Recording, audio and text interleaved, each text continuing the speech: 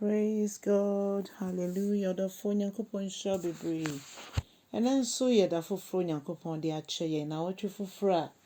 ono na ho de na kwanche nko an obetim de edi yekan wo mo. Eno nti me say onyankopon nyo kese na onche wa hyiemo. Ye mompaye. Adonfo ye hye ni onyam sonko wo na nso so de ache ye. E mobro ho nti na wo de etwa eye weekend idi ase be hyiemo kunimdi mu. E bompaye Ewurade ese koswara ma ye hu kese ye no maniye e wakwanyi mu. Wasem mu me yente wase e wo Jesus Christ de me abompaye. Hallelujah. Adofo me akwa abanen so de bauti ase senjumedi Yesu. Be fa kin kan se me fi Yohanne asempatimi no chichemo duonu me yensakosie duonu enum. Adofo yente Ewurade asem. Osi Yesu Kristo ya wade ne nsenkyene bebre ewo Jerusalem afasha eye twem afashe no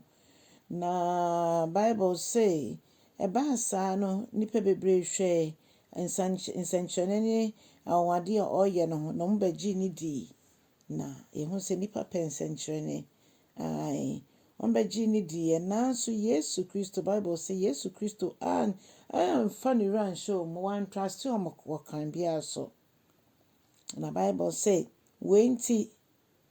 nipa bebre ati Yesu Kristo nka eto Yesu Kristo nia otimi eye nanso Yesu amfa ne ho anto nipa so wamfa ne re anhye nipa mu because Bible say Yesu nim de wo nipa mu nti wamfa ne ho anto ne so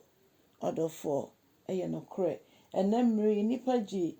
di chense de ye gi nyankopon di there be ebrim de omra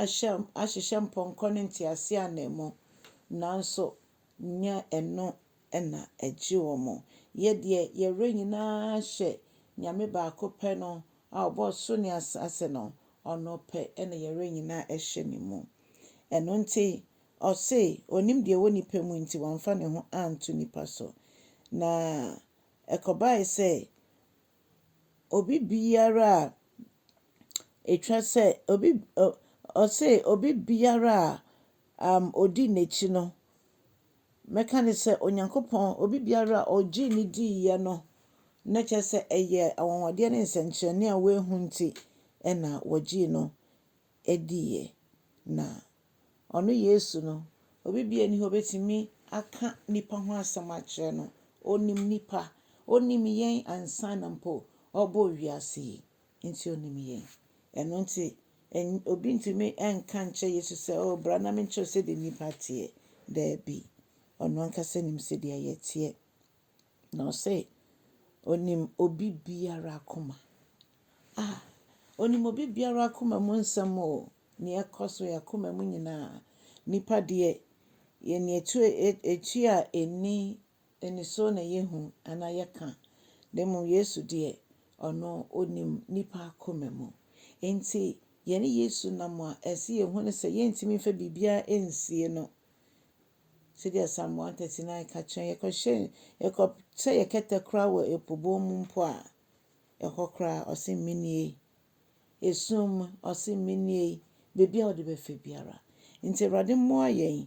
na ye ntimi entintim ewo nimu se de be ya yesum no emu ebeye den nipa behu Yesu afa yen so enye se ye de ya no keke na eka na emom nsenkyene a oye wo mbre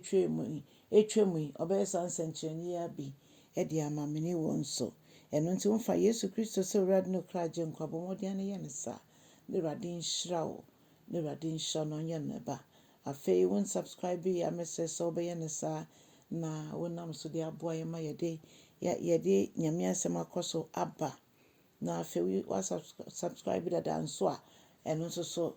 nyame enhyira wo na eye 14th of February nso Yegusu bonde ro say ye be share family life education media say e wo Facebook live na odofo enyi wo hu enfrim brabeboa na ebusua yengyina mu mebusua na niam bia beboa ebusua no yetimi abobo so na megide se onyankopon nam so obehye ne ho anyonyam Onyame asomdwe a twa wiase nte ase nyina so ntena wo fidue mu wakoma mu kra mu ɛwɔ no ntuo nyina mu adwuma mu ani baabi biara ɛwɔ Nyame Agya Ɔba ɛne Honhom Kronkron din mu. Na sɛ Yesu ama ɛna yɛbɛhyia ɔkyena ɛwɔ line so anasɛ yɛbɛhyia ukuada ɛwɔ line so. Ɔba nso a ne yie mu a Onyankopɔn ɔnyɛ ɔkɛseɛ ɛne na bye bye.